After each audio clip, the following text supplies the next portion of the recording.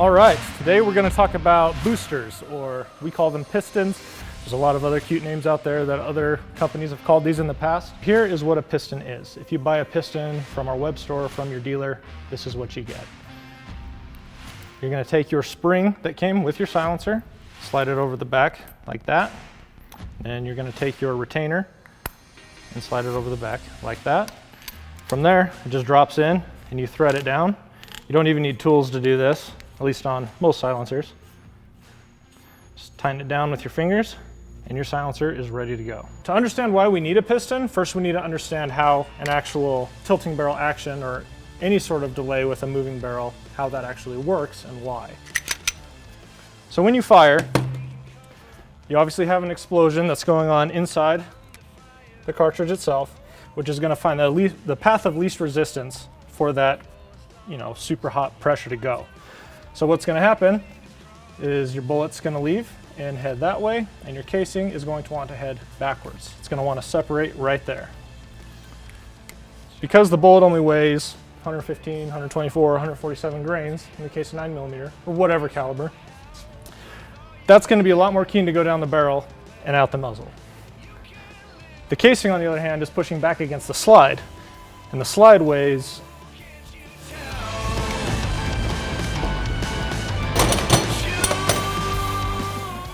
16.15 ounces. I had that memorized. So, bullet tries to go out the front, casing tries to go backwards, but it's not just pushing a bullet, it's pushing the entire weight of the slide, which the slide's going to shift back a tiny, tiny amount until it hits the locking block, and then the slide and the barrel are both trying to be moved by that casing pushing backwards, which is clearly going to be a lot harder to push than that little bullet down the barrel. That's the delay range. Just that slight bit of delay is going to let that bullet leave before it hits this little locking block here. You can see that little slanted part. So your barrel is going to come back with the slide, hit that, separate, and now your breech is exposed. So that little bit of movement is pretty vital to why we need that piston assembly. Next, we're going to show you how fast a slide is actually moving on a Glock 19, and then we'll shoot it suppressed. Maybe we'll direct thread it without a booster, and we're going to look at that data and see what that tells us. This is our high-speed video camera. This allows us to look at things in super slow motion. It's really helpful when it comes to looking at mechanisms, the order of things happening when a mechanism is doing what it's supposed to.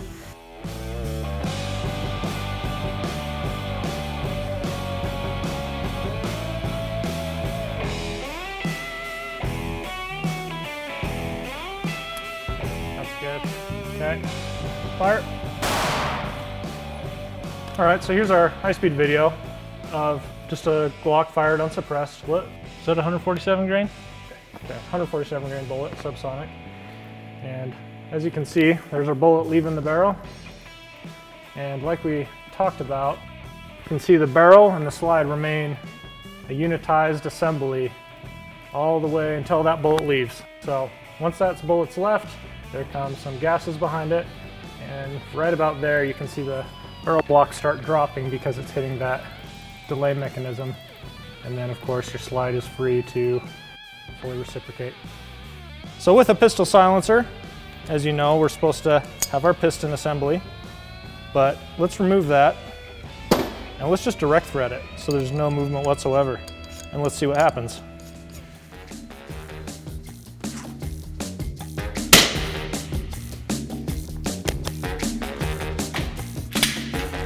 Here we are firing our shot, and you can see our whole slide barrel assembly there is moving as a unit.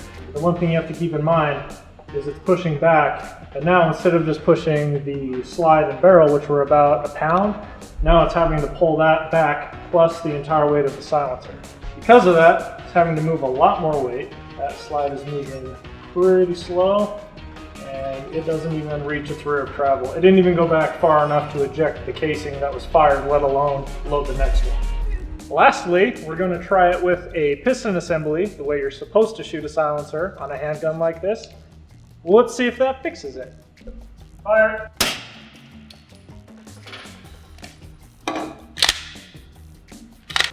So now that we've got our piston the way it's supposed to be, let's watch how this happens.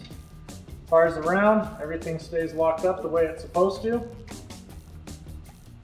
can actually see the bullet leave the suppressor in that instance. Everything's still locked up, and most notably, you can see the piston extending out of the silencer.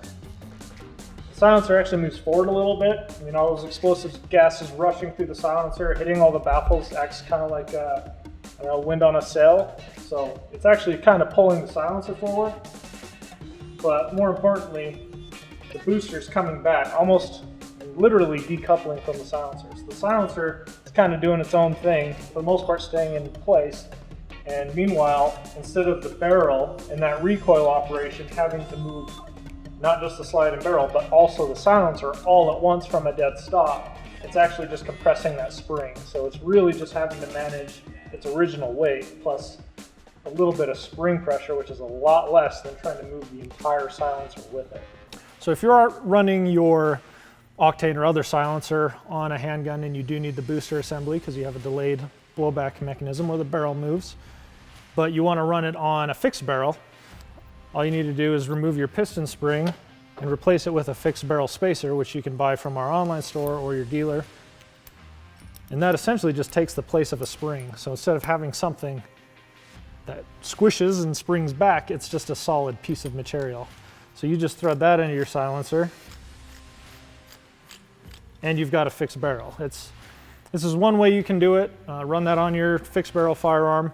Another way to do it is just use a direct thread adapter.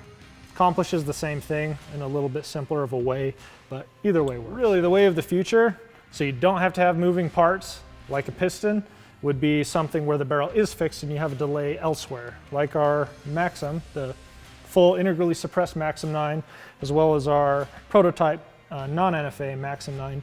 They use the same delay blowback mechanism, which does not require the barrel to move. It stays fixed all the time. So that frees up internal volume taken up by the piston normally. It also just makes it simpler. You don't have moving parts. It's less prone to any sort of malfunction. Whew. That is quick. Nice thing, not having a piston. Shooting that fast in particular with that high of a cyclic rate, I mean, your can would be slamming back and forth like crazy. That's a lot of extra movement. Keep decoupling, coupling back together, pulling the can back into battery. So really the way of the future for suppressed handguns would be a fixed barrel. It's so much better just to eliminate moving parts. But you know, we make silencers for what's out there. Hopefully we'll see more stuff like this in the future. Okay, so we just finished recording a whole bunch of high-speed video. Not only does it look cool, but we can get some data from it. So now we're gonna head upstairs to the computer and we're going to basically decompile that high-speed video using the tracking dots we put on it. And we're gonna see with a factory handgun, how fast is the slide supposed to be moving from the manufacturer? And then we're gonna compare that to how fast the slide is moving when we put a silencer on it, both with a direct thread, which is not a good idea, it keeps it from cycling, and then also with a piston, which enables it to cycle. And just kind of see how all that stuff compares.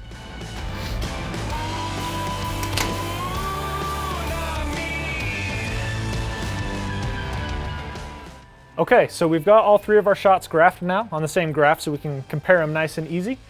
Our first shot here was the unsuppressed Glock 19. That's this purple line here.